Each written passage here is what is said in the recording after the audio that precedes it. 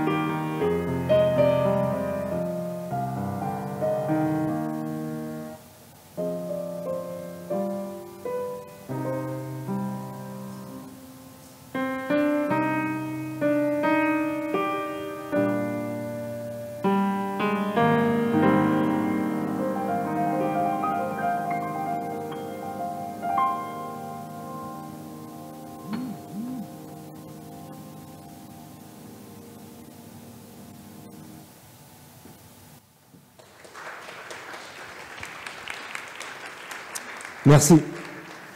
C'était un extrait d'une musique d'un film de Miyazaki qui s'appelle Innocent. Et je voudrais remercier du fond du cœur l'Académie du Climat qui accueille nos actions depuis le départ, depuis 3 ans. Sarah, qui la dirige, est là ce soir et je la remercie parce qu'on a créé avec Nicolas des maisons de l'écologie culturelle. Et vraiment, l'Académie du Climat nous a inspiré toujours sur cette façon de faire un maillage pour faire comprendre l'écologie différemment. Donc, salut Marine, j'espère que tu vas bien. Je sais que tu as fait un tabac il n'y a pas très longtemps au Théâtre de la Concorde sur faut-il accorder des droits à la nature, finalement. Donc, je pense que ce serait bien que tu te présentes, finalement. Moi, ce qui m'a intéressé, c'est que tu as une vision, effectivement, de juriste, donc droite, carrée, et je pense qu'il faut l'être, mais tu as aussi une grande sensibilité. Et je pense que ça serait intéressant, dans le cadre de l'écologie culturelle, qu'on dise que le droit, c'est pas seulement des décisions rationnelles, mais c'est aussi quelque chose qui va dans le sens, finalement, des aspirations d'une population. donc qui accompagne finalement notre affect, dans une certaine mesure. Et donc ça, c'est profondément culturel, pour mettre en termes clairs des décisions qui vont nous éclairer. Donc, je te pose cette question, des droits de la nature, c'est quoi finalement dans ton esprit? Merci beaucoup. Pour te répondre, ça me fait sourire parce que c'est vrai que moi j'associe rarement le mot de droit avec rationnel. Il y a beaucoup de notre droit qui est très irrationnel aujourd'hui malheureusement parce que justement le droit c'est une fiction politique et donc le droit ça peut être à double tranchant. Avec le droit on peut faire le bien ou le mal. Et malheureusement, l'histoire de l'humanité est aussi pavée d'exemples où le droit est venu justifier des violences, invisibiliser des êtres, qu'on parle du droit des femmes, trop longtemps totalement ignoré, qu'on parle des esclaves noirs et du régime juridique qui était celui de la traite négrière. En fait, le droit n'a pas grand-chose de rationnel. En revanche, c'est là où on se rejoint, le droit est profondément culturel. Parce que c'est finalement ce qu'on écrit entre nous pour créer un socle commun de règles qui nous réunit. Et donc, ces règles, elles doivent servir à vivre ensemble et à faire en sorte qu'on se respecte dans un cadre où chacun sait ce qu'il peut attendre de l'autre. C'est aussi comment on pose des limites. Vous savez, ce qu'on apprend à tous les enfants, c'est-à-dire ne fais pas à autrui ce que tu ne veux pas qu'on te fasse. Eh bien, dans le droit, finalement, c'est aussi ça, c'est poser des limites et faire en sorte de pouvoir vivre ensemble. Sauf que le droit de la nature, eh bien, c'est cette grande impensée qui est qu'on n'a posé aucune limite vis-à-vis de la nature parce qu'on ne les considère pas. Ils n'existent pas. Ils sont absents, ni citoyens, ni votants, ni possédants dans notre société. Ce sont des biens, des marchandises, des services. Et en fait, on les a exclus de notre sphère politique, mais du coup aussi de notre sphère intellectuelle, de ce qui fait, ce qui nous fonde en tant que société. Notre rapport dans notre propre milieu de vie est invisibilisé. Et donc, de tous les êtres qui composent ce milieu de vie, nous sommes les seules personnes, les seuls sujets politiques et civiques. Et ça pose un problème, on le voit aujourd'hui. La réponse juridique, en fait, des droits de la nature, elle vient essayer de contrebalancer ce qu'on voit, cette surexploitation de notre monde, cette destruction accélérée des êtres, la disparition de la biodiversité, pour dire qu'il faut absolument réfléchir ces normes qui nous font vivre ensemble, parce qu'en fait, on a exclu de ce vivre ensemble tous ceux qui aujourd'hui sont en train de disparaître dans le silence. Et ça, c'est profondément culturel, parce que chez certains peuples, en fait, c'est une évidence. Moi, j'ai travaillé en Guyane française avec des peuples animistes. En fait, c'est une évidence. On vit dans la nature, on est la nature. Eh bien, chez nous, non, ce n'est pas une évidence, ce n'est plus une évidence. Et donc, utiliser le droit pour proposer une nouvelle fiction culturelle qui nous relie aux autres, qui protège les autres, qu'ils soient humains ou non, eh bien, ça permet justement de reconstruire aussi une nouvelle forme d'écologie culturelle. Et c'est là que nos chemins se sont rencontrés. Tout à fait. Il y en a qui peuvent te répondre, attendez, il existe bien une protection de la nature. Avec Thomas Braille, on a créé un spectacle, L'éloge de la forêt.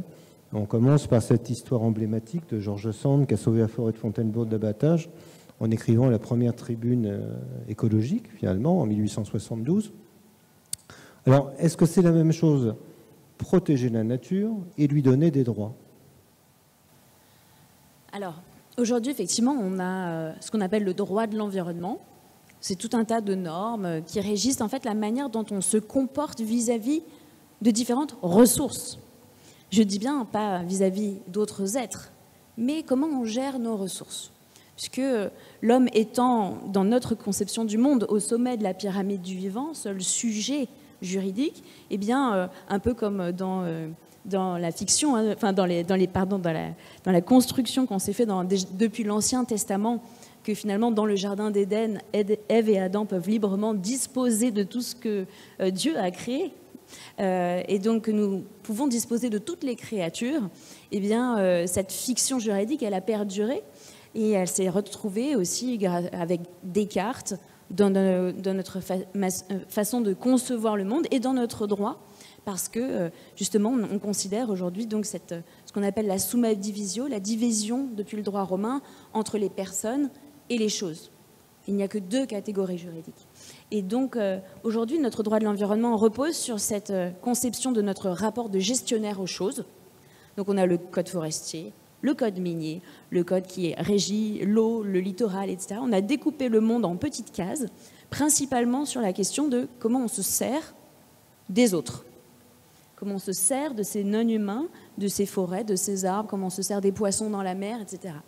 Mais c'est radicalement différent avec le mouvement des droits de la nature, qui, lui, part du postulat que tous les êtres et tous les milieux sont des sujets et que ces sujets ont des droits. Et qu'en fait, il s'agit de régir les relations que nous entretenons à ces sujets dans un rapport mutuel de cohabitation sur cette planète et de respect d'égard entre nous. Est-ce qu'on peut dire, dans une certaine mesure, qu'il faudrait donner la parole à la nature et comment on pourrait, entre guillemets, faire parler, s'exprimer en tout cas à la nature? Ça, c'est très très dur.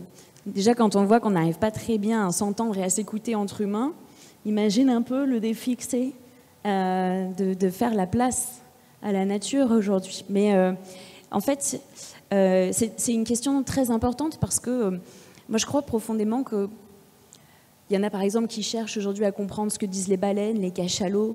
Il y en a d'autres qui commencent à décrypter par exemple le vocabulaire des champignons. J'ai lu que des champignons avaient environ 50 mots de vocabulaire. Donc ils s'expriment, ils parlent. Serons-nous un jour en capacité de comprendre ce qu'ils ont à dire? Je n'en suis pas sûre. Honnêtement, j'en ai beaucoup parlé avec François Sarano, qui est océanographe. Il dit, quand bien même on arriverait à peut-être décrypter un jour le message, leur univers intellectuel est tellement radicalement différent du nôtre que ce serait bien difficile de pouvoir intégrer en fait ce qu'ils ont à nous dire. Pour autant, le mouvement des droits de la nature, il est construit sur une ambition un peu différente, qui est celui de se poser la question en tant qu'humain et avec les connaissances que nous avons, tout en appliquant le principe de précaution, c'est-à-dire tout ce qu'on ne sait pas. Quels sont les meilleurs intérêts de la nature? Si je me pose la question, par exemple, d'un arbre, quel est l'intérêt de cet arbre? Comment puis-je représenter cet arbre politiquement, en tant que sujet? Comment je fais en sorte de concilier les besoins humains, les besoins de l'arbre et aussi tous les autres intérêts qu'il y a au sein de la société? Et je fais souvent ce parallèle que tout le monde, du coup, peut saisir dans notre monde. Moi, par exemple, je suis maman, j'ai un petit garçon, il a 4 ans. Donc, en naissant, je suis devenue son tuteur légal, sa gardienne. C'est moi qui m'exprime en son nom. Quand je prends une décision pour lui, je ne me mets pas à la place d'un enfant de 4 ans. Je me mets à la place d'un adulte avec un peu d'expérience, pas beaucoup. Et je ne me mets pas à parler bébé quand il s'agit de parler pour lui. Non, je me place dans ma position et avec mon savoir, mon expérience. Et bien de la même façon, dans notre modèle démocratique demain, il s'agit de faire rentrer justement ceux qui savent, ceux qui ont de l'expérience. C'est pour ça d'ailleurs que dans les traditions chamaniques, on faisait intervenir les chamans. Dans les systèmes totémistes, on fait intervenir ceux qui connaissent, en fait, ceux qui ont en capacité de ressentir les besoins de l'autre. Il y a tout un tas de stratégies qui ont été mises en place par les peuples premiers pour justement intégrer la voix des autres. Bon, nous, on ne fera peut-être pas beaucoup de cérémonies chamaniques ce soir, mais il s'agit simplement de se dire, et si je sors simplement de ma condition d'individu, que je ne me projette pas uniquement dans mes intérêts propres, mais que j'y ajoute quelque chose qui me dépasse, les intérêts d'autrui. Et bien là, à partir de ce postulat, nous, on aime bien utiliser le terme de bioperspectivisme, on adopte la perspective de quelqu'un d'autre et on essaye du mieux qu'on peut de se mettre à la place d'autrui. Et c'est important, ça peut paraître peut-être cosmétique, mais en fait ça ne l'est pas du tout, parce qu'aujourd'hui on ne le fait pas, et ça a des conséquences graves qui font que systématiquement, on n'entend que les intérêts économiques qui prévalent à la fois sur les intérêts humains, long terme, mais aussi sur les intérêts de la nature, trop souvent. Alors justement, je pense que l'éducation là-dedans, c'est un enjeu majeur, puisque si on éduque nos enfants à cette perception, finalement, élargie, qui n'est pas seulement nombriliste de l'humain par rapport à ses propres intérêts, mi-vivant dans un milieu, dans un tout, une certaine homogénéité finalement. Je crois que tu as une initiative là, qui me paraît très très intéressante, d'un MOOC sur les droits de la nature. Tu pourrais nous en parler un peu en détail? Je pense que c'est très très important. Ah oui, bah avec plaisir. En fait, depuis qu'on a créé Wild Eagle, donc mon ONG, c'était en 2019, Ça y est, 5 ans plus tard, on a fait des centaines de conférences, on a écrit des livres, etc. Le dernier que je vous conseille et qui est en téléchargement libre sur Internet, c'est un livre qu'on a sorti avec l'AFD, donc l'Agence française de développement, qui n'est pas l'association la plus anticapitaliste et de gauche que je connaisse, mais qui a tout à fait accepté de travailler sur le sujet. Tout simplement parce qu'il y a un lien qu'ils font entre droits humains et droits de la nature demain.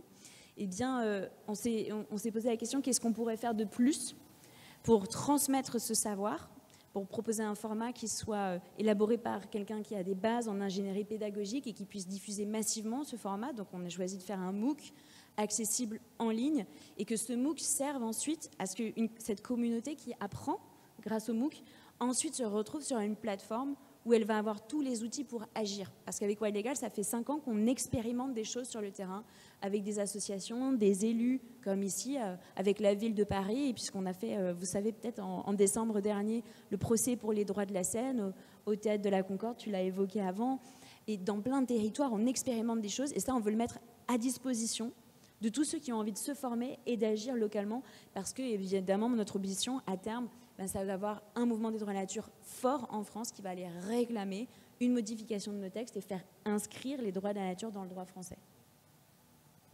Et une dernière question. On est très attaché dans les écologies culturelles que quel que soit finalement le média qu'on porte, qu'il soit juridique, artistique, scientifique, ça soit le plus possible accessible, en fait, que ça soit populaire au sens noble du terme. Comment rendre populaire cette idée des droits de la nature, qui peut-être pour beaucoup leur paraît assez éloignée de leur quotidien. Moi, j'habite à la campagne, j'habite justement dans la région de la Loire, région centre exactement. Tu sais qu'il y a un Parlement de la Loire qui existe. En fait, moi, j'ai su que ça existait parce que des élus m'en ont parlé, des élus de la région, en fait. Mais je me rends compte que dans mon petit village de 600 habitants, je crois que personne n'a jamais entendu parler. Et je crois que ton idée est tellement brillante qu'il faut arriver à ce que ça dépasse finalement ce genre de plafond de verre de ceux qui s'y connaissent et qui ont initié ça. Comment faire partager ça à celui qui finalement s'est peut-être jamais posé la question, mais qui à t'écouter va se dire ouais, il y a quelque chose à fouiller là-dedans. Comment populariser cette idée voilà. Ce sera ma dernière question. Alors, y a plusieurs stratégies. Nous, depuis 5 ans, ce qu'on a observé, c'est d'une part que les droits de la nature, aujourd'hui, sont beaucoup enseignés à l'université et dans des écoles, parce que ça devient un peu un bloc qui relève plutôt du savoir commun, de ce savoir qu'on transmet en fait avec une forme des grands blocs quoi, à connaître, comme les droits humains, un apprentissage en fait des droits civiques. C'est assez intéressant, mais surtout c'est comment on expérimente au plus près des gens. Et ça, en fait, c'est en ouvrant ce projet sur l'expérimentation des droits de la nature qu'on a vraiment tenté de travailler sur des petits cours d'eau en Savoie, sur des fleuves en Corse, etc. Et de diffuser. On a fait des vidéos YouTube, on suit les gens sur le terrain, on fait remonter ça. Donc ça s'appelle la série Ma rivière, c'est moi sur YouTube. Vous pouvez retrouver des photos, des vidéos de gens qui font tout ça. Et puis, c'est rendre ces outils très faciles à utiliser. D'où le fait que ça soit d'une part gratuit.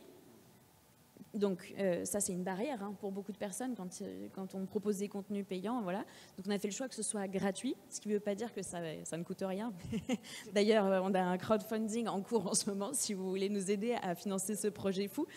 Et le mettre à disposition de manière très pédagogique. Et donc, c'est-à-dire il faut que ce soit des outils assez clés en main au final.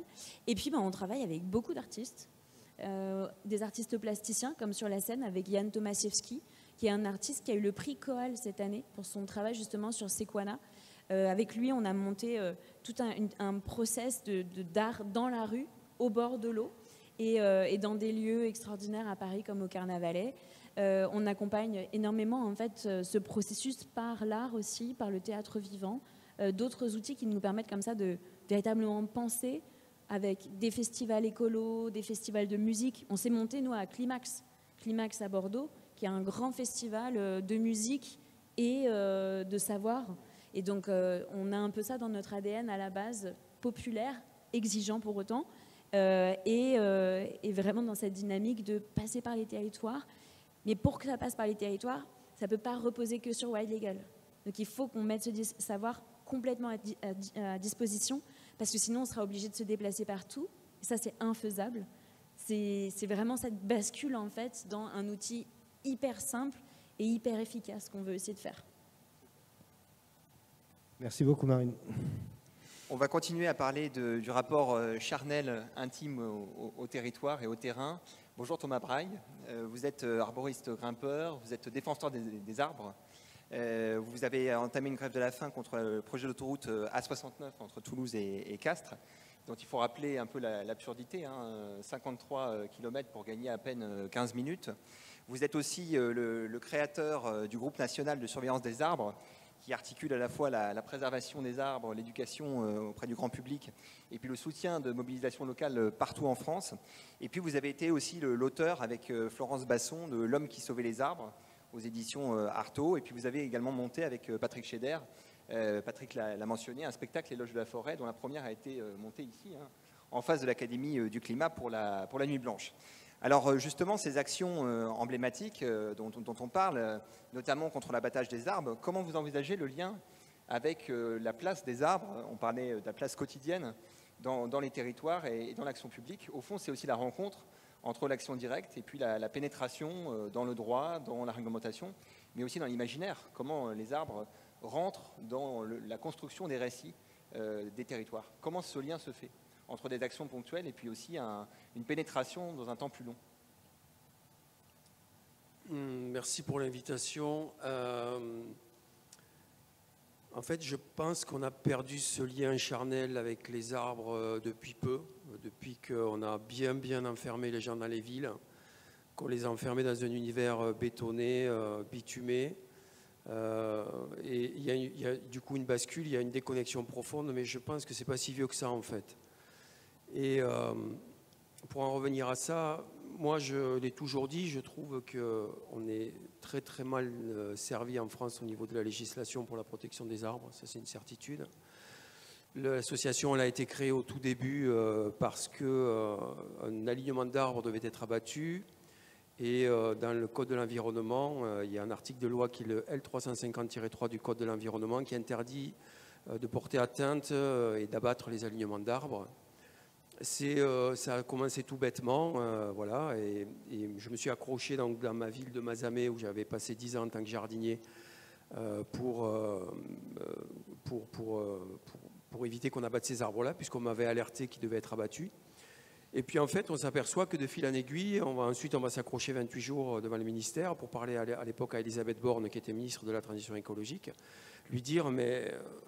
Enfin, j'étais un petit peu bisounours à l'époque. C'est terminé, je pense que tout le monde l'a compris.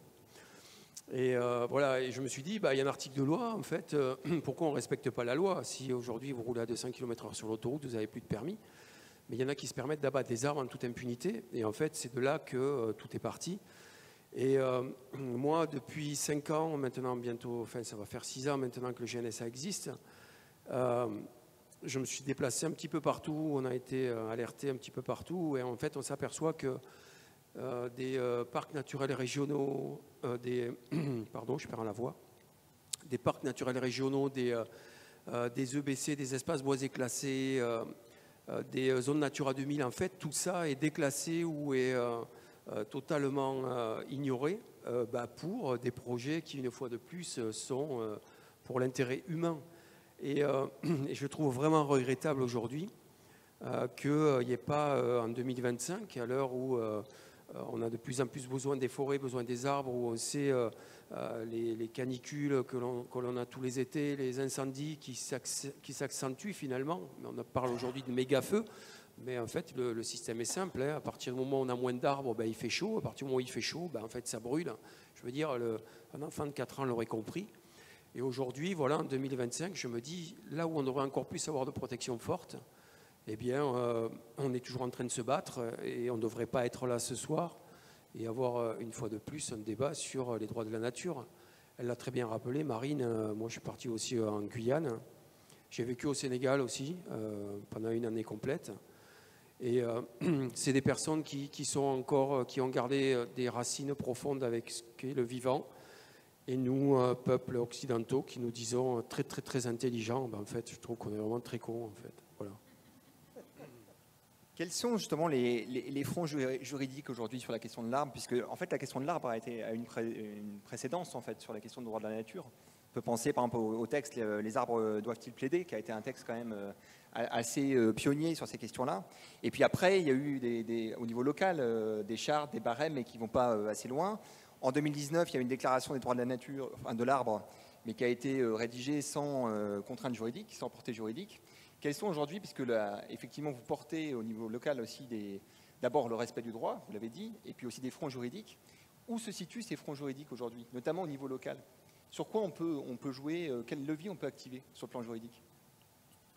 Bah, écoutez, le front juridique aujourd'hui, je pense que c'est à nous de le faire respecter en s'accrochant dans les arbres, en étant des simples citoyens qui en avons ras-le-bol. Je pense que c'est les associations aujourd'hui qui doivent s'emparer des sujets et qui doivent mettre les sujets sur la table, puisque le gouvernement et l'État ne le font pas.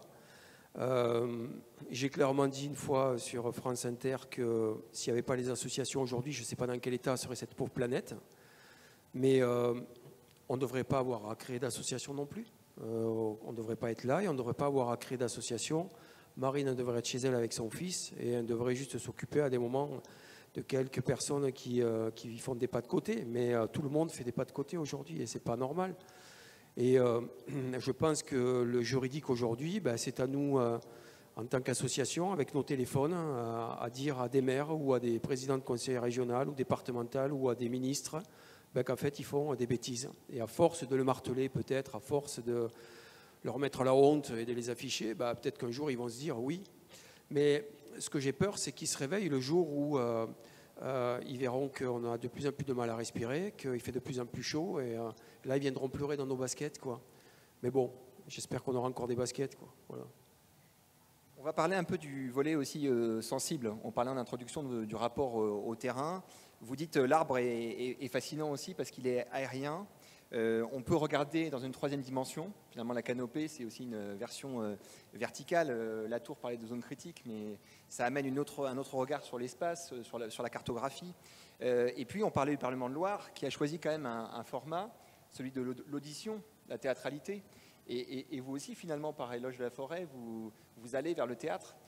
C'est quoi, finalement, ces institutions de demain? Parce que Camille de Toledo en parle beaucoup en disant peut-être qu'on choisit aussi des formes anthropocentrées. Finalement, parler de parlement, réinjecter les mêmes vocabulaires, c'est peut-être une façon aussi de se rassurer dans un temps de transition, se dire que c'est du connu.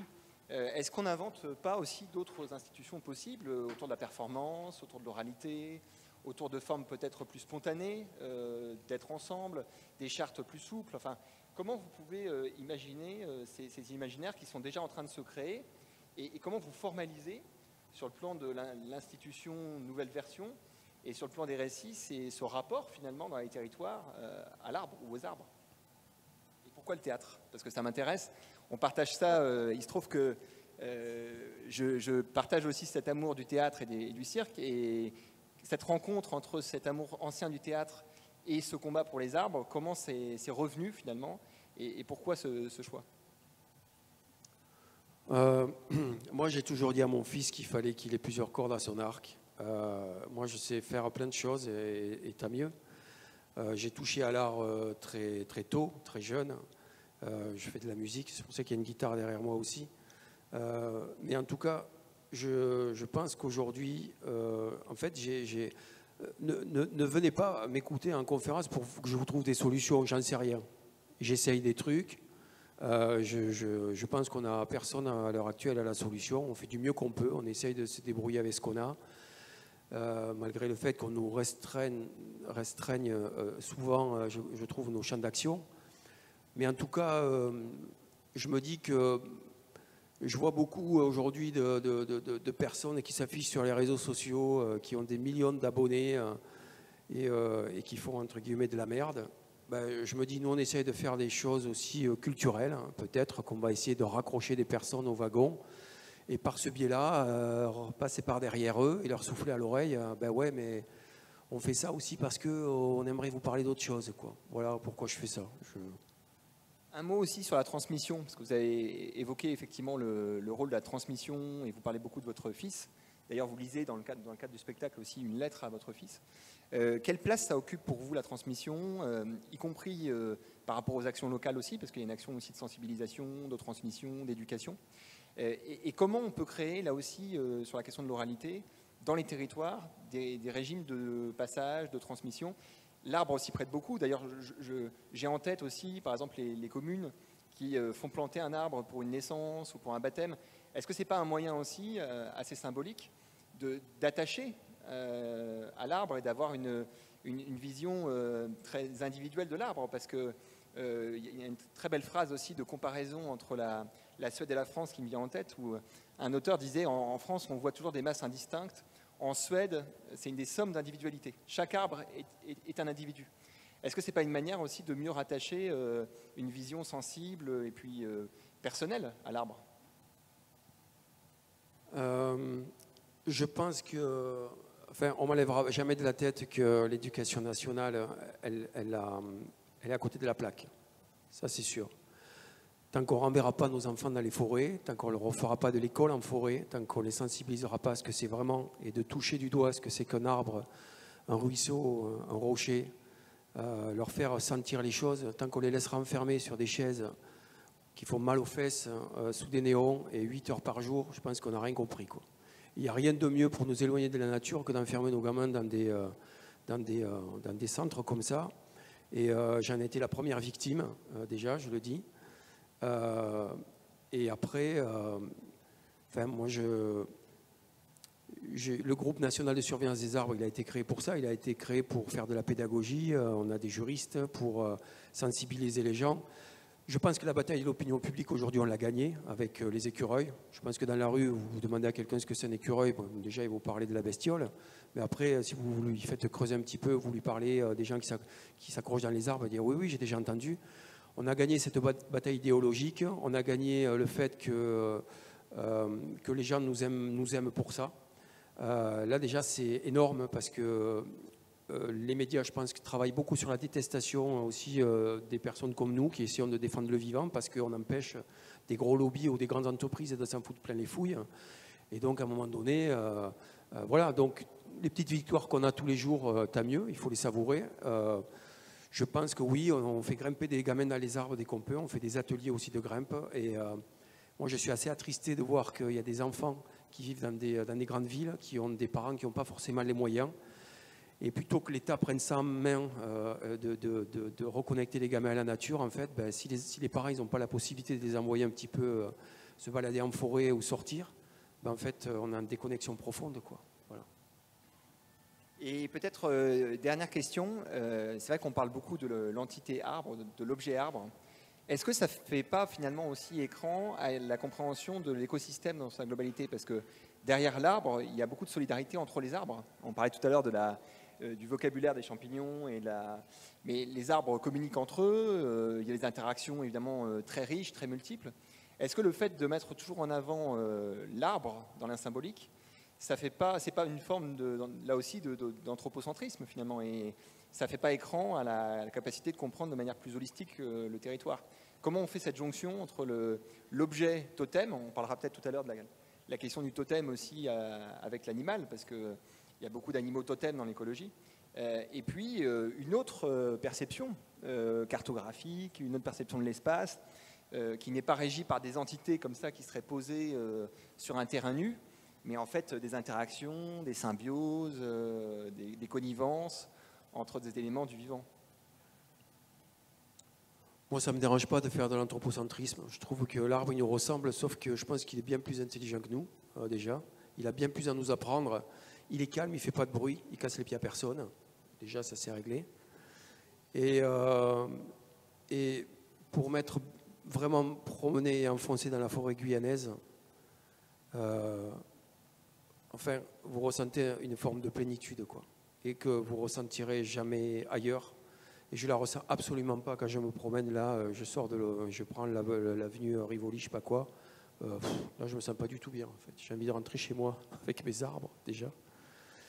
Mais vraiment, pour avoir vécu aussi avec ces peuples, pour avoir ressenti tout ça, Je ne sais pas. Je dis ça, peut-être que oui, bien sûr. Il doit y avoir une guerre. Il y a une guerre pour aller attraper les oligo-éléments, les minéraux, les acides aminés dans le sol, tout ça. Oui, il doit y avoir une guerre, bien sûr. Mais j'ai l'impression que cette guerre pour la nourriture, à un moment donné, ils se la partagent aussi quand il y en a qui ont des difficultés. Et je ne pense pas du tout qu'on soit en capacité de reproduire ce schéma, nous, en tant qu'êtres humains, quoi. Alors on aime bien à l'écologie culturelle effectivement naviguer entre les chants, entre l'artistique, le théâtre, la musique. Je crois que maintenant c'est le moment de prendre la guitare, nous offrir une petite surprise. C'est maintenant ? Ah bah c'est maintenant je crois.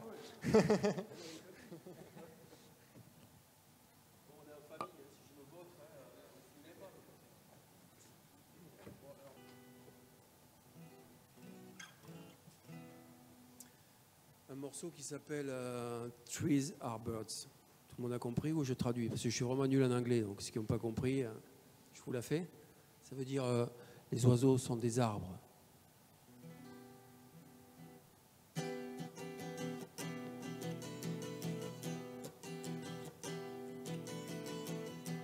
Trees are birds, birds are free. Change my mind beyond the sea. Trees are birds, birds are free. Change my mind beyond the sea. Au-dessus des grands glaciers, de leur blancheur immaculée, un sentiment d'éternité et de nos vies en pointillés. Au-dessus des canopées, de leur silence fatigué, un sentiment d'éternité. Mais l'incendie est déclaré. Trees are birds, birds are free. Change my mind beyond the sea. Trees are birds, birds are free. Change my mind beyond the sea. Au-dessus des alizés, le vent me pousse à caresser un sentiment d'éternité. Ta peau à la mienne liée. Trees are birds, birds are free. Change my mind beyond the sea. Trees are birds, birds are free. Change my mind beyond the sea. Trees are birds, birds are free. Change my mind beyond the sea. Trees are birds, birds are free. Change my mind beyond the sea.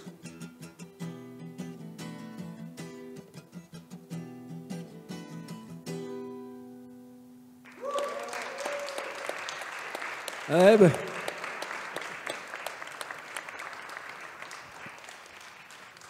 Alors vous pourrez découvrir les talents multiples qu'on cultive dans l'écologie culturelle. La première fois que je la joue en public, désolé. Ah, mais c'était trop beau. Création. En fait, le 7 juin, à l'invitation de l'Académie du Climat, on va refaire la nuit blanche dans la rue, en fait, sur la place Baudoyer, là, juste devant l'académie, et ça va être autour de l'écologie en chantant. Oui, bien sûr que Thomas va chanter, bien sûr qu'il va jouer de la guitare.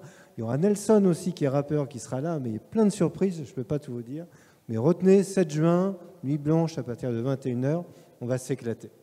Et on s'est éclaté aussi, sans faire pour autant de la guitare, avec Noémie Jolie, puis avec Thomas Martin, parce que j'ai découvert tout récemment, c'est d'ailleurs Thomas Braille qui me les a fait découvrir, avec un média que je trouve génial, qui s'appelle EcoTalk. Et ils ont une actu dont on peut parler peut-être immédiatement. Ils sont en plein lancement de leur film, premier documentaire, sur le lynx, un animal en voie de disparition. Je vous laisse la parole. On ne chante pas, désolé. Vas-y. Ouais, bah écoutez, bonsoir à tous. Merci pour l'invitation. Donc on est parti il y a un mois et demi dans le Jura pour justement essayer de voir les lynx. Donc les derniers lynx qu'il y a dans le Jura. Donc c'est un animal qui est assez rare. Il reste entre 200 et 250 lynx en France. Donc voilà, la situation est assez critique. Et du coup, on est parti avec 2 photographes animaliers, essayer de les rencontrer et aussi voir ceux qui se battent au quotidien pour les sauver. Voilà, donc on va peut-être vous montrer un petit teaser. Le trailer, avec plaisir.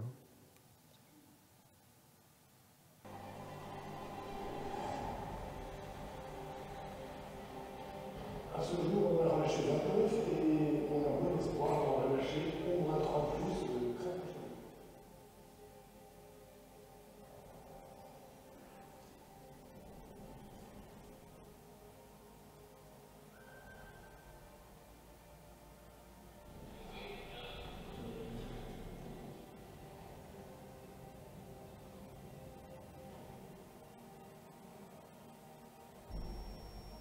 On va rebrancher la prise quand ce sera fini.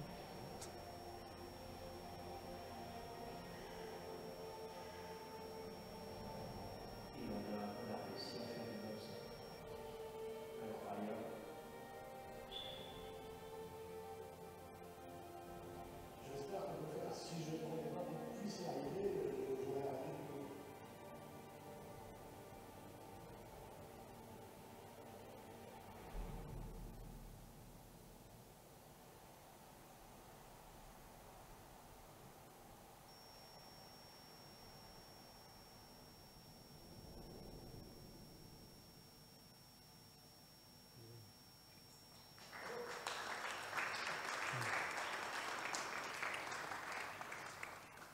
Alors je crois que vous faites une tournée un peu partout. Vous étiez à Paris la semaine dernière, Ouais. c'est ça?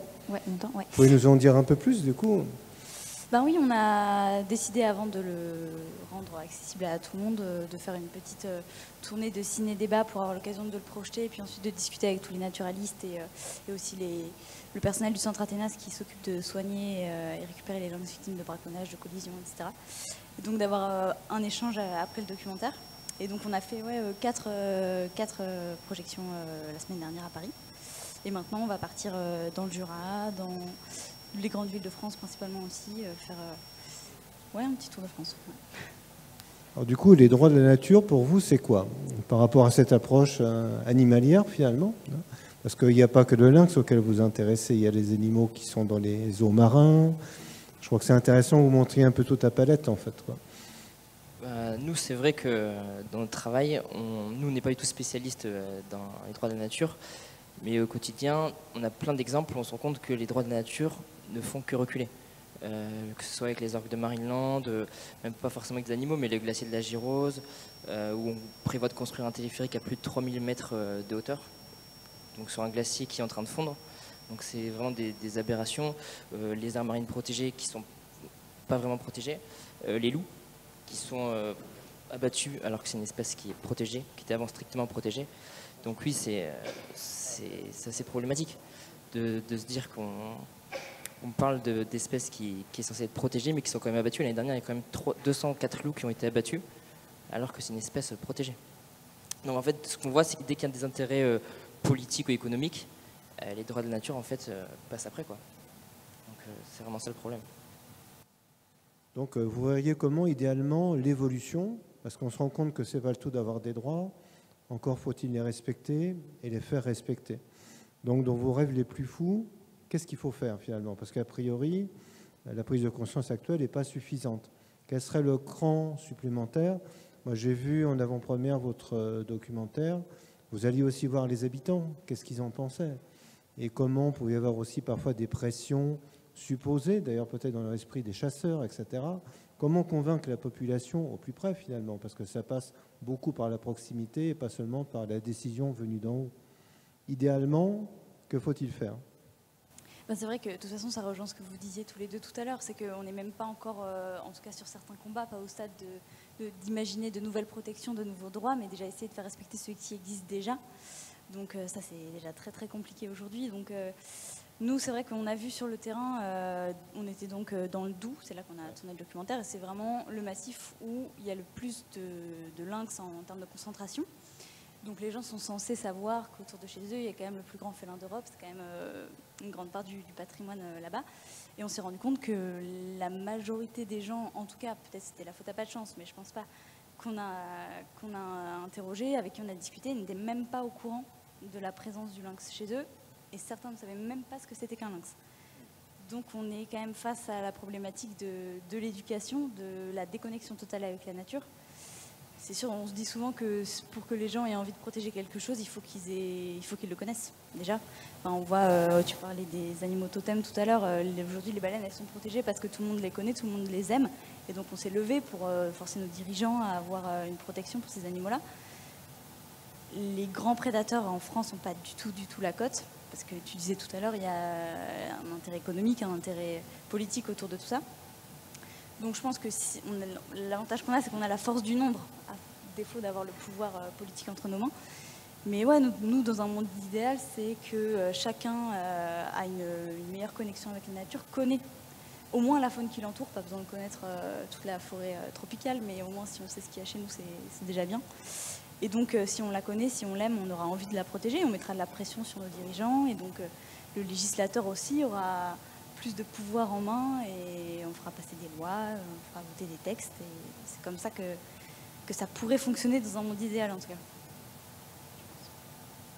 Et aussi le lynx en France, c'est aussi un peu un animal totem. C'est un animal sur le papier qui est très protégé. Il y a même des chasseurs et des éleveurs qui disent qu'il faut mieux tuer une grand-mère plutôt qu'un lynx. Donc voilà. Mais après, malheureusement, il y a beaucoup de braconnage où là justement on ne peut pas du tout vérifier. Il faut savoir combien de lynx sont braconnés chaque année.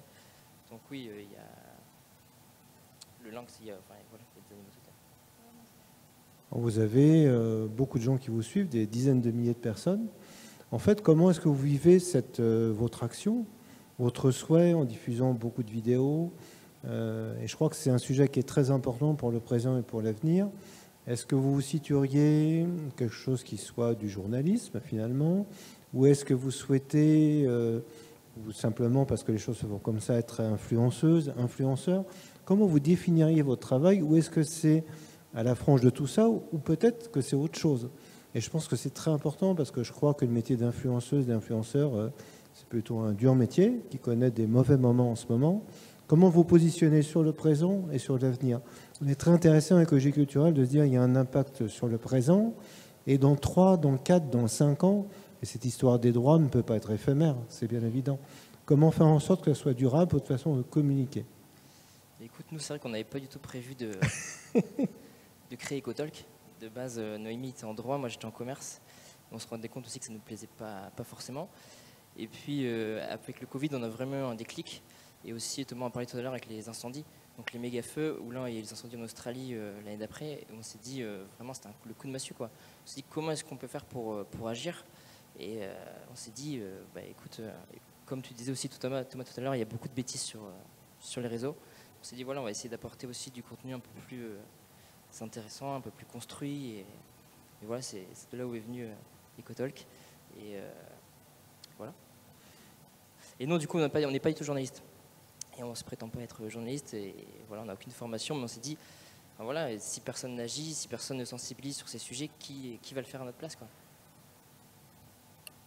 Mais c'est vrai que tu voulais savoir un peu dans quelle case on pourrait se ranger. Oui, ou pas de case. Ou peut-être c'est une nouvelle case. Enfin, moi, personnellement, je vous perçois comme une case très différente. Oui, mais c'est vrai que nous, ce qu'on veut faire, c'est juste un peu montrer notre vision du monde. notre vision de la nature, de la façon dont elle est traitée, de la façon dont on pourrait la traiter. Et donc c'est vrai qu'on ne choisit pas des sujets comme un journaliste pourrait le faire en fonction de forcément que de l'actu, mais nous on a envie de parler aussi des sujets dont justement les autres journalistes ne parlent pas, des sujets qui nous touchent. C'est vraiment ce qu'on s'est dit, c'est pour toucher les gens. C'est encore une fois le sujet de la corde sensible. Nous, ce qui nous touche, c'est toutes les atteintes aux écosystèmes, c'est toutes les atteintes aux espèces innocentes en fait de l'action humaine. Et donc on essaye de transmettre cette sensibilité-là et cet appétit en tout cas pour la nature, la biodiversité en général. Et, donc oui, c'est vrai que je ne saurais pas trop comment nous définir, mais on partage notre vision des choses. Au final, plutôt comme un média plutôt que des influenceurs. Mais un mixte, parce qu'en final, nous on ne crache pas du tout sur les influenceurs, mais c'est un petit peu un côté péjoratif en 2025 d'être influenceur. Mais oui, on fait plutôt un travail journalistique que ce que font les influenceurs. Mais peut-être que ce qui vous distingue, c'est que vous partez de l'intimité de votre ressenti. Et qu'au fond, n'importe qui peut se dire, mais moi aussi j'ai envie de parler de choses qui me touchent. Allez, j'y vais. Je pense que c'est un encouragement. Et nous, on croit beaucoup à cette écologie de l'intimité, finalement, qui ensuite fait tache d'huile. Voilà. Et pas toujours une écologie descendante, mais une écologie ascendante qui part de notre cœur, des territoires, pour remonter, éventuellement ensuite se décliner, dans le meilleur des cas, au niveau de loi. Je pense que c'est vraiment génial, quoi. Donc merci à vous. Merci à toi. Ben, on a du temps, peut-être pour faire une chanson. Je ne sais pas. Oh, moi j'en ai marre de travailler. Non, mais je crois qu'on va vous donner la parole avant toute chose. Voilà, je pense qu'il y a peut-être des questions dans le public. On va devoir, si vous pouvez parler fort pour les questions, parce qu'on est un peu en pénurie de micro. Voilà. Ouais. Vous avez la voix forte ou je vous passe le micro? Génial.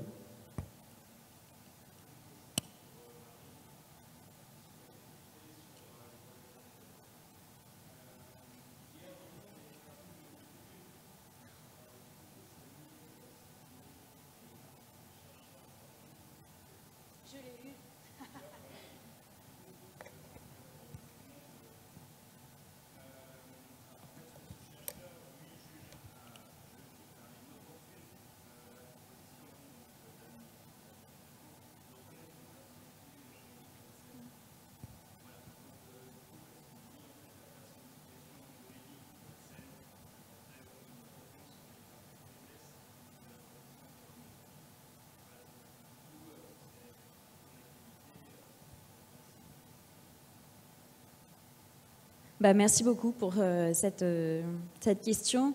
J'ai demandé, j'ai appelé les copains du Monde pour leur demander si j'avais le droit de faire une réponse. Parce que j'étais assez étonnée. Il faut avoir en tête que cet article, c'est pas juste une tribune, parce c'est un article en fait universitaire qui a été primé par le prix du Club des juristes. C'est pas rien que dans le milieu juridique, parmi, je pense, les dizaines et dizaines d'articles qu'ils aient reçus, ils aient choisi spécifiquement cet article-là. Et évidemment, pour nous, c'est pas un très bon signal, même si les juristes sont pas connus pour être les gens les plus avant-gardistes dans la société. Je trouve pas que ce soit une bonne chose. Évidemment que j'aime le débat, hein, c'est pas la question, et je pense qu'on peut tous se poser tout un tas de questions justement sur les droits de la nature. Mais voilà, j'étais très étonnée et je voulais revenir, enfin j'ai proposé un texte du coup au Monde pour revenir un peu sur ce qui est dit dans cette tribune, à la fois qu'il soulève d'entrée de jeu qu'il pourrait y avoir des conflits entre les droits humains et les droits de la nature. Il ne cite pas avec quels droits humains il pourrait y avoir de conflits, donc moi je m'interroge, puisque quand même cet été, quand il a fallu accueillir le monde entier, regarder les gens se baigner dans la Seine, on s'est quand même rendu compte qu'il n'y avait pas beaucoup d'opposition entre droit à la santé humaine, bien-être, sécurité, accès à l'eau, accès au milieu et droit de la Seine, qui était un peu un seul et même combat finalement. En plus de ça, on a des jurisprudences quand même un peu partout dans le monde, puisqu'il y a beaucoup de pays aujourd'hui qui reconnaissent les droits de la nature. Et il y a une très belle jurisprudence en décembre dernier de la Cour constitutionnelle espagnole, puisqu'il faut savoir que l'Espagne est le premier État en Europe à avoir reconnu les droits de la nature. Et le Conseil constitutionnel espagnol lui-même dit, saisi par le parti d'extrême droite Vox, qui oppose les droits humains aux droits de la nature, la Cour constitutionnelle écarte ce motif, cet argument, et dit il n'y a aucune opposition entre droits humains et droits de la nature. Au contraire, les droits humains, et notamment la dignité humaine, celle qui est liée au fait de vivre dans un milieu qui n'est pas dégradé, est profondément liée à la santé du milieu lui-même. Et donc le juge constitutionnel espagnol dit on n'oppose pas droits humains et droits de la nature, les droits de la nature permettent de garantir les droits humains, c'est tout l'inverse. Et puis, ce que je trouvais très intéressant aussi dans cet article, évidemment, c'est que il dit en gros, il dit ça viendrait finalement supplanter le droit de l'environnement actuel. Or, il y a déjà tellement de choses dans notre droit de l'environnement qui permettent de faire tellement de trucs. Je voulais réagir à ça parce que, en fait, les droits de la nature, dans aucun pays qui a reconnu les droits de la nature aujourd'hui, ça n'a supprimé le droit de l'environnement. En revanche, ça l'a complété, ça lui a redonné un socle beaucoup plus fort. Et on le voit, ça a un effet dissuasif, parce que le message politique de reconnaître les droits de la nature, et particulièrement par exemple à l'échelle constitutionnelle, comme l'a fait l'Équateur, ça a un impact énorme sur la société. Ça réaffirme que la protection du vivant est une valeur cardinale au sein de notre société. Ça, c'est extrêmement fort, c'est dissuasif pour ceux qui veulent la détruire, mais c'est aussi dissuasif quand l'État ne respecte pas ses propres engagements. Et on a eu une très belle décision l'été dernier, 2024, où la ville de Quito, donc la capitale espagnole, s'est vue condamnée, après un recours en justice d'une quarantaine d'associations qui a agi pour violation des droits du fleuve Machangara, qui est le fleuve qui traverse la capitale, parce que la ville n'avait pas mis en place les mesures nécessaires pour protéger ce cours d'eau et que les gens étaient en train d'en pâtir aussi directement parce que c'est leur seul accès à l'eau potable. Donc ça renforce le droit de l'environnement. Et puis il affirme c'est notre droit est trop anthropocentré, on a déjà des outils dans notre droit actuel, les droits de la nature ne sont qu'une manière de brouiller ou risquerait de brouiller le message, et il utilise même le terme de illusion de protection, ce qui m'a fait vraiment tiquer parce que pour moi, qu'est-ce qu'il y a d'illusoire à vouloir essayer autre chose en fait? Dans ce cas, abandonnons directement, parce que ce que j'ai envie de dire aujourd'hui, c'est que c'était Einstein qui disait on ne peut pas essayer encore et encore la même équation et s'attendre à ce que d'un coup ça marche. Non, le droit de l'environnement, ça fait des années et des années qu'on essaye, ce n'est pas suffisant, ça ne suffit pas parce que c'est structurellement déséquilibré en défaveur de la nature à l'avantage de l'homme et de certains hommes. Et donc, les droits de la nature permettent justement d'essayer autre chose. Et dans cette même décision du Conseil constitutionnel espagnol, d'ailleurs, le juge constitutionnel le dit. C'est le devoir de l'État de tenter tout ce qui est possible de faire pour justement protéger la nature, protéger les droits humains, pour être le garant de nos droits. Et donc, cet argument d'illusion, je le trouve assez méprisant, en fait, dans la réponse que finalement, nous serions que des doux rêveurs parce que nous demanderions les droits de la nature. Je n'ai pas trouvé ça très encourageant, d'autant plus qu'aujourd'hui, il n'y a pas que des juristes qui s'appuient sur les droits de la nature. Il y a aussi un rapport que j'ai trouvé génial de l'IPBES qui a été publié en décembre dernier et qui dit « Les droits de la nature sont une réponse, sont un levier parce que les droits de la nature agissent sur le volet culturel, en transformant notre regard sur le monde, un regard qui est profondément déconnecté. On pense qu'on est des êtres hors sol, qu'on peut vivre sans la nature. » Voilà. Non, ces droits de la nature viennent justement répondre à cet enjeu de changer de récit, de changer de regard sur nos relations avec les autres. Et l'IPBES rajoute que c'est aussi une manière de répondre aux deux autres défis qui sont à relever dans la protection de la biodiversité, que sont la concentration des pouvoirs et des richesses et la logique court-termiste qui mène à l'épuisement des ressources de la nature. Il dit, en repensant par le biais des droits de la nature nos institutions, les droits de la nature sont un outil très concret pour protéger la biodiversité. Et ce n'est pas moi qui le dis, donc ce sont des experts de la biodiversité réunis au sein de cette plateforme pour la biodiversité qui est l'IPBES. Et puis, il revient sur tout un tas d'arguments, l'inflation législative, plein de choses, etc. Mais ce sur quoi j'ai conclu ma tribune, je trouve que c'est très important que le milieu universitaire se saisisse de ces sujets-là, mais je trouve ça aussi important qu'on entende ce qui vient justement de ceux qui sont sur le terrain et qui se rendent compte de toutes les failles, comme tu l'as très bien dit, de toutes les failles du droit de l'environnement, de toutes les fois où ça ne tient pas et de pourquoi ça ne tient pas. Et moi, j'en suis venue en Guyane en me battant contre des projets miniers et pétroliers à voir, mais structurellement, pourquoi ça ne tenait pas. Et je voulais en parler, j'en avais parlé un petit peu, mais dans ma tribune, je cite un texte qui m'a fait tiquer. Parce que les droits de la nature, pour moi, vous savez, c'est l'aboutissement, en fait, d'une réflexion beaucoup plus profonde sur les droits et l'émancipation des esclaves noirs, sur l'abolition de l'esclavage. Donc, du fait que pendant une très large partie de l'histoire de l'humanité, on a considéré comme parfaitement valable, juridiquement, de considérer que certains êtres humains pouvaient en posséder d'autres, que c'était normal. Pendant une très longue partie de l'histoire de l'humanité, encore plus longue, on a considéré en France que c'était normal que l'homme puisse posséder sa femme, la considérer comme sa chose, dans le seul but de faire des enfants. C'était écrit noir sur blanc dans le premier code civil, le code Napoléon, 1804. La femme est donnée à l'homme comme l'arbre fruitier est donné au jardinier pour lui faire des enfants. Amen. Voilà. Et cette façon de concevoir le droit a conçu un horizon de pensée, une culture qu'on appelle aujourd'hui, qu'on dénonce sous la forme de culture du viol. C'est la culture de la domination de l'homme sur la femme.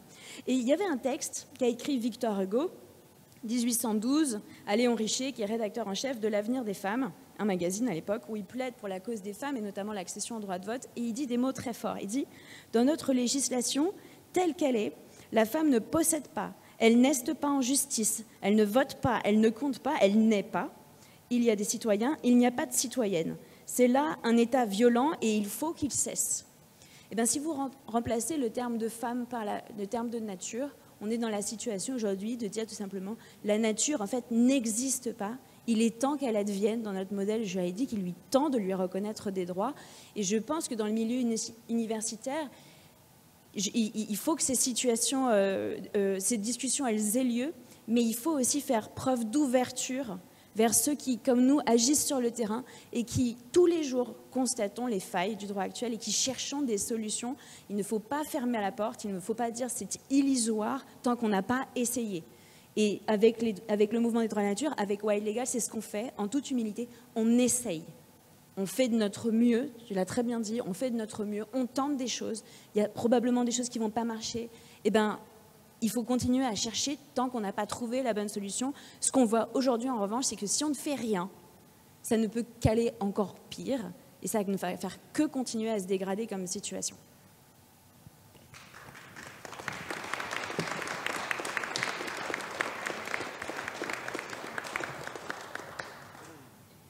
Oui, allez-y.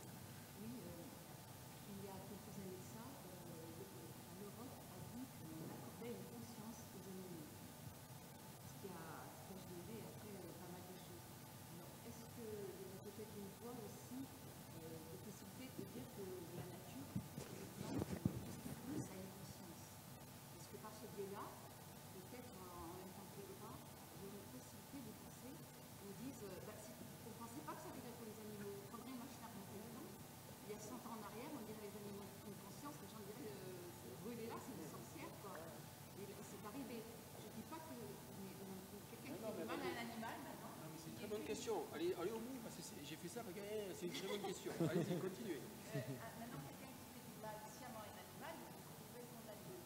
Donc maintenant, si on pouvait arriver à quelqu'un qui fait sciemment du mal à la nature, à un arbre, on pourrait être condamné. Est-ce que vous avez parlé bien de comment on fait ceux qui ont finalement fait comprendre qu'il y a des consciences animales? Est-ce que ça ne peut pas aussi être un passage? À ma connaissance, mais je voulais en parler quand tu as parlé des arbres, parce que ce qui est intéressant, c'est, alors je ne crois pas qu'on utilise le terme de conscience, mais de sentience. Donc en France, pour la petite histoire, donc 2015, effectivement, on révise le code civil et les animaux ont désormais le statut donc d'être vivants, c'est déjà énorme, doué de sensibilité. Donc c'est désormais la subtilité du code civil appliquée à l'animal. Juste après, la fin de la phrase dit « mais ils sont soumis au régime des biens ». Donc, en fait, c'était une belle victoire. C'est-à-dire qu'en 2015, on reconnaît que les animaux sont des êtres vivants. Pardon, mais franchement, c'est... Bon, c'est dur. Non, c'est-à-dire que la science le sait même depuis un paquet de temps, mais on n'arrive même pas à franchir ce pont intellectuel de se dire, mais si ce sont des êtres vivants, dans ce cas-là, pourquoi sont-ils des biens juridiques? Et encore une fois, on en revient à cette question fondamentale. Tout notre droit est construit sur notre usage du monde, notre gestion des propriétés privées, publiques. Et donc, tout notre rapport au vivant est faussé en réalité. Parce que même quand on en arrive à dire, en 2015, les animaux sont des êtres vivants, on n'arrive toujours pas à en conclure que ce ne sont pas des marchandises, que ce ne sont pas des biens.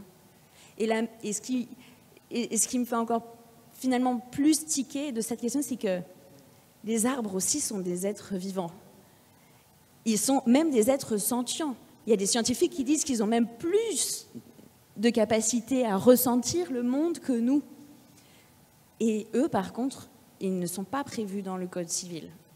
Ils ne sont rien. Et donc là, il y a vraiment...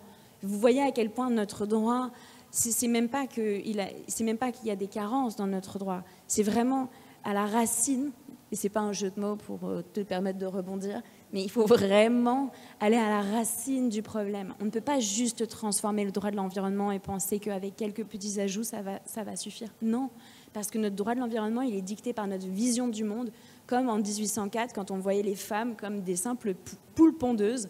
Et ben, aujourd'hui, on continue à voir la nature comme un puits de gisement de ressources et de services écosystémiques. Et donc, il faut reprendre culturellement ce problème à la racine pour changer aussi l'expression de ces problèmes culturels en une déconstruction de ce rapport de domination pour aller vers une reconnaissance de l'arbre, du vivant, de tous les animaux, de tous les êtres en fait qui peuplent cette planète avec nous.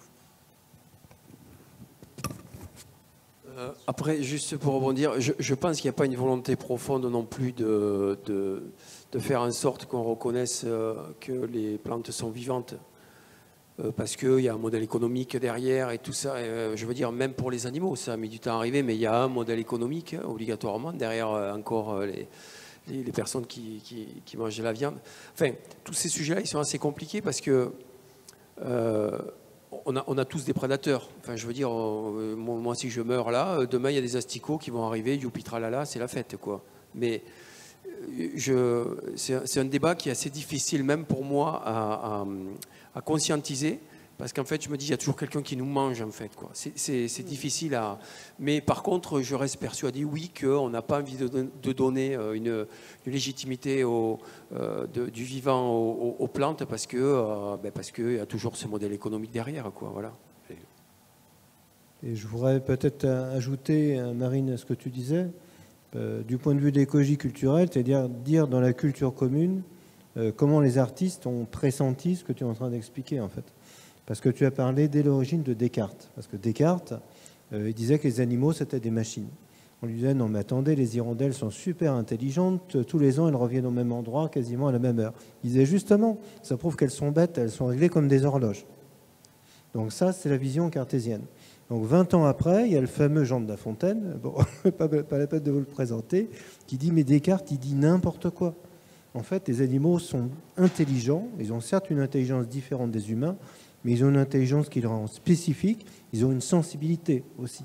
Donc, il y a quelque chose qui se passe là au niveau culturel, au niveau philosophique finalement, sur une prise de conscience animale.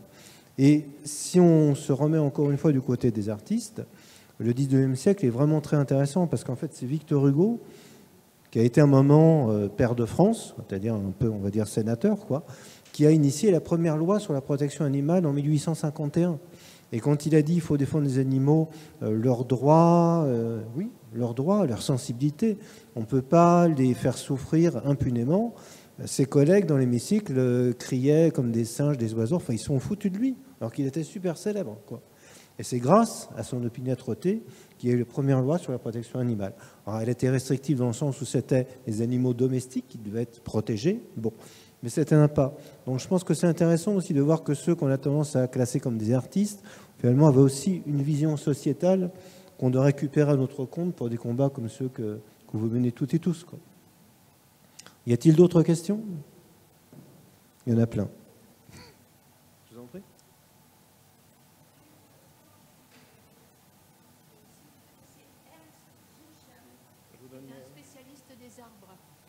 connaissez, hein? Ouais, moi aussi je le connais bien. Voilà. Donc c'est drôlement important pour creuser toutes les questions dont on est en train de parler, hein, à la fois sur les arbres et sur la nature entière. Hein. Donc je dis juste le titre d'un de ses livres, Les arbres entre visible et invisible.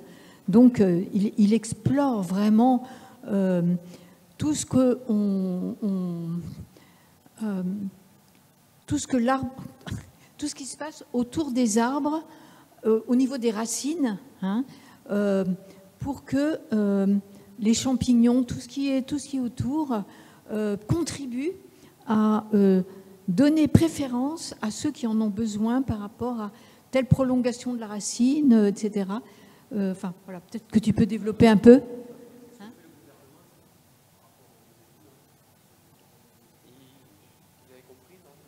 J'ai pas compris. C'est humoristique? Oui, un petit peu. C'était oui, une boutade, mais allez-y, continuez.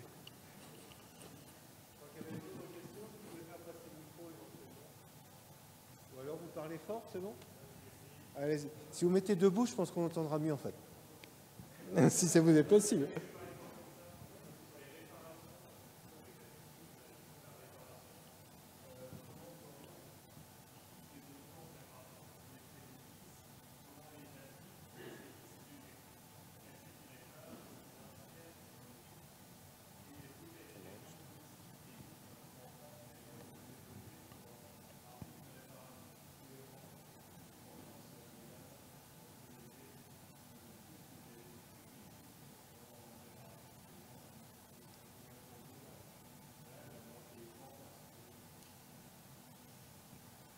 En fait, cette question, elle est complexe parce qu'au quotidien, il faut distinguer entre ce qui relève d'une destruction légale et illégale.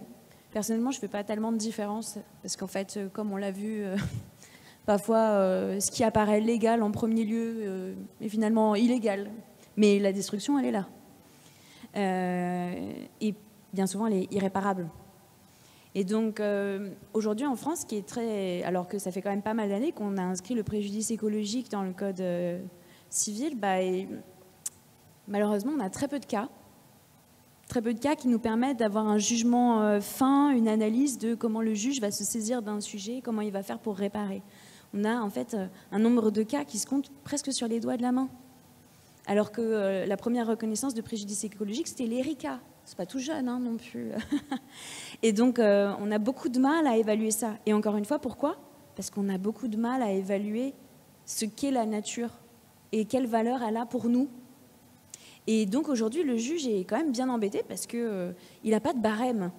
Il n'y a pas de barème établi. Combien ça vaut si tu arraches un banc de Posidonie qui met 1000 ans à pousser? Combien ça vaut si tu abats le dernier lynx? Est-ce qu'on peut réparer en fait le préjudice subi par la perte d'un lynx, espèce qui est tellement restreinte en termes de diversité génétique que ça a des impacts considérables. Et donc en fait c'est très difficile. Alors il y a évidemment la condamnation pénale. Hein. Ça, on prévoit des condamnations. Régulièrement, d'ailleurs, on les rehausse parce qu'on se voit que c'est quand même pas beaucoup. Mais le pénal, c'est important parce que ça nous permet... Le pénal, c'est un peu le reflet de notre moralité. C'est combien on estime quelque chose et combien on estime surtout l'impact que ça a sur notre ordre social. Donc ça relève un petit peu de ceux en tant que peuple qui nous choquent, qui nous menacent. Le droit civil, c'est pas la même chose. C'est pas la punition, c'est la réparation. Et ça, vis-à-vis de l'environnement, on ne sait pas très bien faire.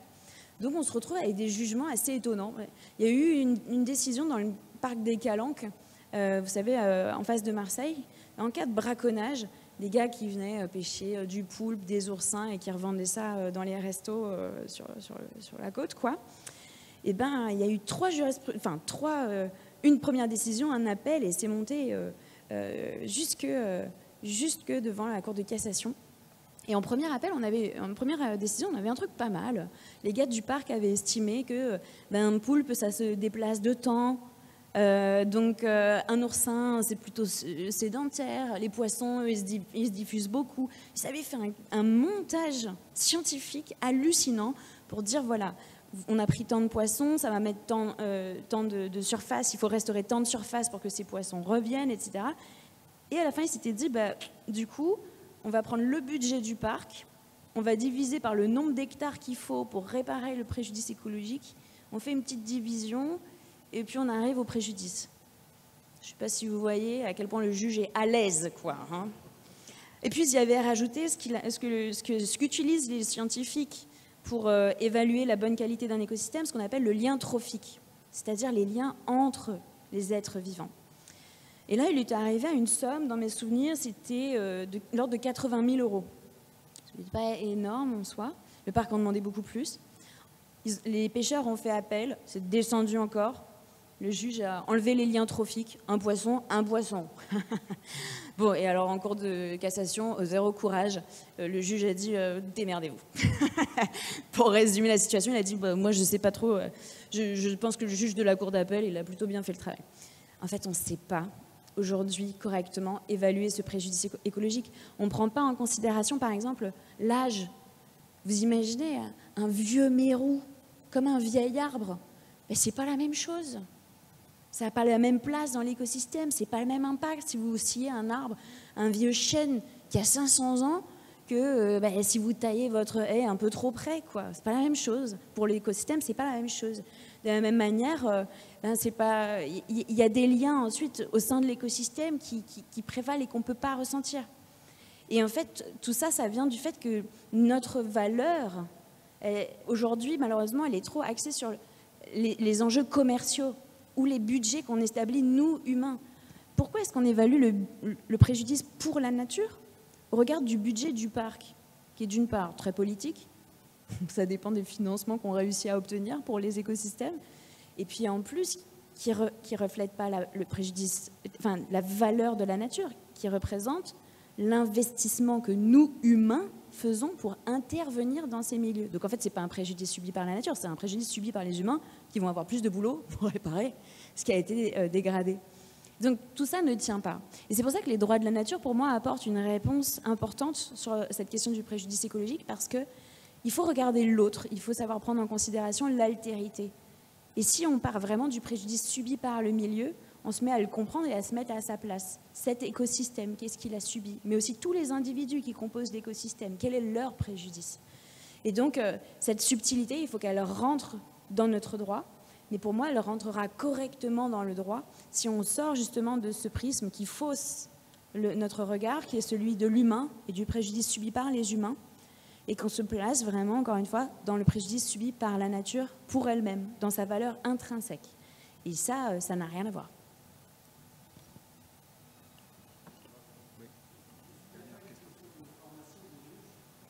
Oui, et depuis quelques années, on vient de mettre en place une formation de juge. Ça commence à montrer des effets, mais c'est lent. Hein. Mais ça commence à avancer. Hein.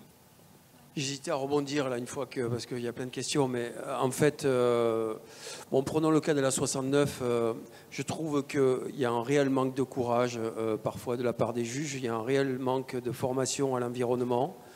Comme elle l'a dit, là, on parle de pêcheurs qui étaient allés braconner des poissons, des machins. Oui, les petits qui vont faire des infractions. Moi, si demain je vais dans le parc là, à côté de la Tour Eiffel, et que je vais dézinguer un gros platane, je pense qu'on va me faire payer, on va faire le barème de l'arbre, vous devez tant, réparation à la municipalité. Par contre, quand on doit faire une bagagerie au pied de la Tour Eiffel et qu'on dézingue les vieux platanes, en fait, là, non, ça va, tout va bien. Donc en fait, c'est suivant la nature de qui, à mon avis, porte le projet, du lien direct entre les tribunaux et les entreprises, parce qu'il ne faut pas se leurrer, il y a des liens. Parfois, c'est des personnes qui ont un peu le même mode de vie, qui mangent un peu dans les mêmes restaurants, qui côtoient un peu les mêmes lieux. Et vous ne m'enlèverez pas de la tête que pour moi, aujourd'hui, c'est très rare d'avoir des décisions de justice qui sont rendues et une grande impartialité des juges, quoi. Voilà, moi, c'est ce que je constate aujourd'hui. Et la 69 en est un bel exemple. Hein. Il y a 21 rapports à manquement, il y a 12 mises en demeure, plus de 12, enfin, j'ai même plus les chiffres, mais c'est hallucinant, quoi, tout ce qu'il y a par l'OFB. Voilà, donc la 69 est un bel exemple de ça, quoi, voilà, clairement. Et voilà, et pour clairement aussi rebondir là-dessus, mardi à 9h, on va avoir le recours sur le fond sur l'A69, ce qui est le tout dernier jugement qu'on va porter. Et une fois de plus, la rapporteuse publique a demandé l'annulation de l'autorisation environnementale pour raison impérative d'intérêt public majeur. Ça fait 2 fois qu'elle le demande. Et visiblement, je pense que tu confirmeras aussi, Marine, 9 fois sur 10, les tribunaux suivent l'avis du rapporteur public. Mais là, là qu'est-ce qui va se passer? Enfin, on va bien mettre au grand jour un petit peu les dérives de ce projet-là, quoi. Bien, il va falloir qu'on arrête les questions, en tout cas publiques. Après, vous pouvez nous retrouver ensuite, il n'y a aucun souci, vous pourrez vous adresser chacune, chacun. Il y a un dicton qui dit qu'en France, tout finit toujours par des chansons. Est-ce que tu pourrais abonder dans ce genre de dicton, Thomas? Une dernière chanson. C'est une chanson qui s'appelle Platane. C'est drôle, mais quand même, ça fait un peu pleurer parce que franchement, ces pauvres arbres en bordure de route, qu'est-ce qui déroule? Allez, on y va.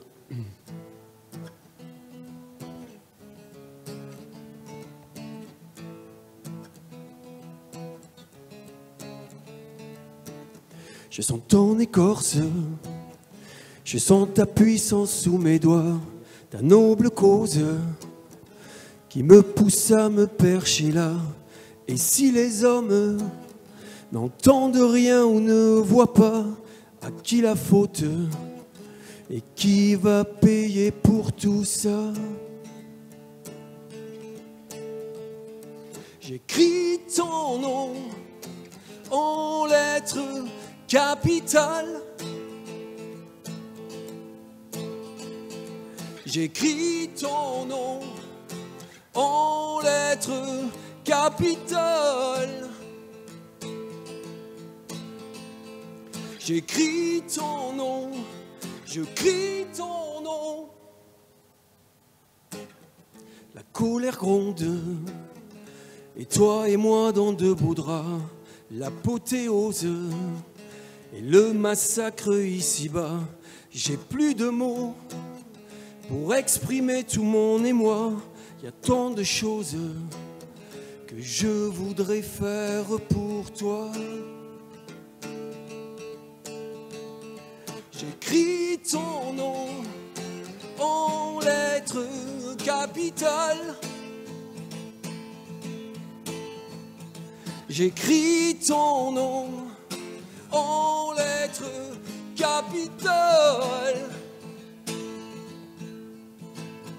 J'écris ton nom en lettres capitales. J'écris ton nom en lettres capitales.